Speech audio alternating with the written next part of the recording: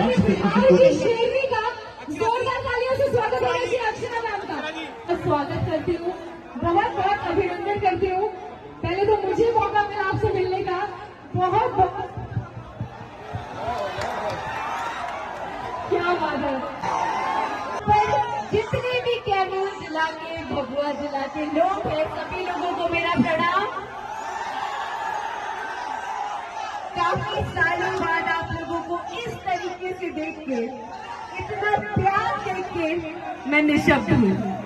मेरे पास कुछ कहने के लिए है नहीं। बहुत बहुत शुक्रिया आज यहाँ पर उपस्थित होने के लिए फिर से। और बिहार आके सबसे ज्यादा क्या मिस कर रही थी जब बिहार में नहीं थी? ये बिहार का प्यार, ये